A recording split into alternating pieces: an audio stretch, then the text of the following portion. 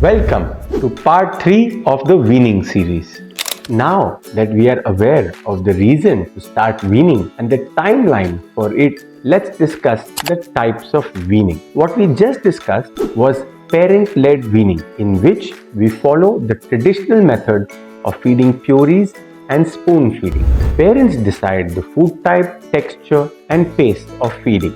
It progresses from purees to mashed food and then into finger food. Now we will discuss baby-led weaning. It is a method of introducing solids where babies feed themselves with soft, age-appropriate finger food from the beginning, bypassing purees and spoon feeding. It supports motor skills, autonomy, and a positive feeding relationship. What are the benefits of baby-led feeding? Well, it promotes fine motor skills and hand-eye coordination. It encourages self-regulation of hunger and fullness. Babies eat family food, encouraging social interaction at mealtime.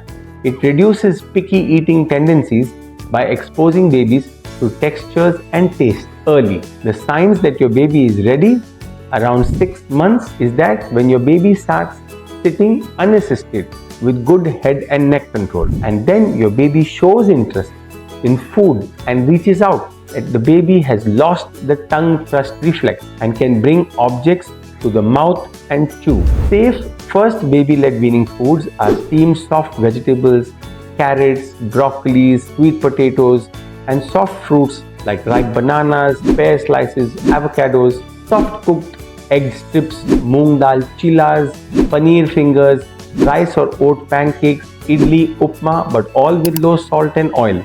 Avoid those choking hazards by giving whole grapes and nuts.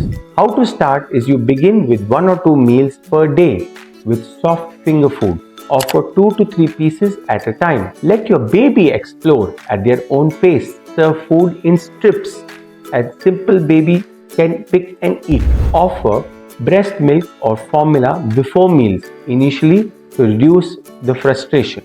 What are the do's and don'ts? Certain do's are sit with your baby and model eating behavior. Respect their hunger and their fullness cues. Keep calm and manage during gagging episodes. Don't rush the process or force feed. Don't offer food with added sugar, salt or strong spices. And don't panic at a mess. It's a part of learning. What are generally the common concerns with this feeding is, will your baby get enough iron?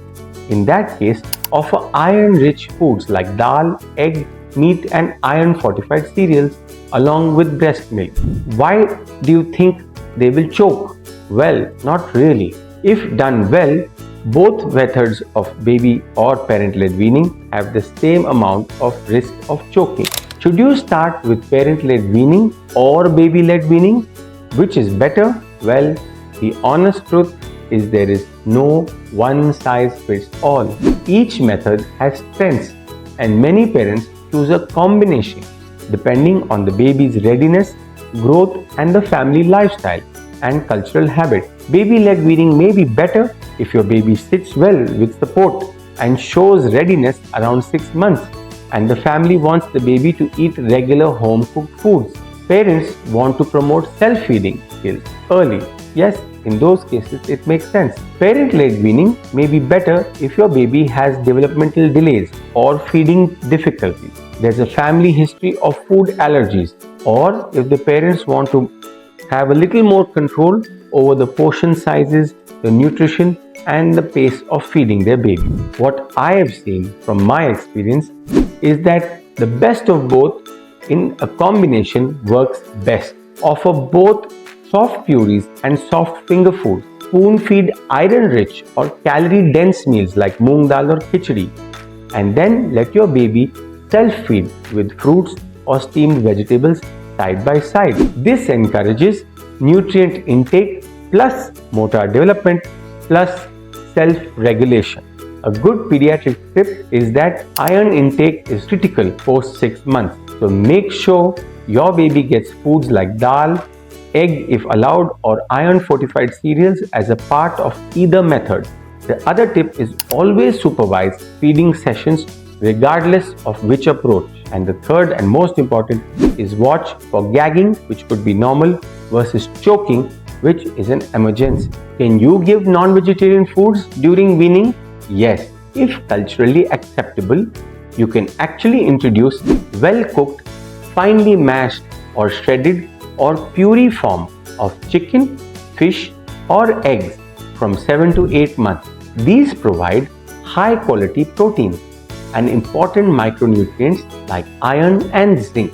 But remember, introduce one type at a time and watch for those allergies. I hope our learning journey has been useful. Remember, every baby is different. Go slow, be patient, and enjoy this special journey of exploring new tastes together. If you found this helpful, don't forget to like, share, and follow for many more baby care tips. I am always here to support you every step of the way.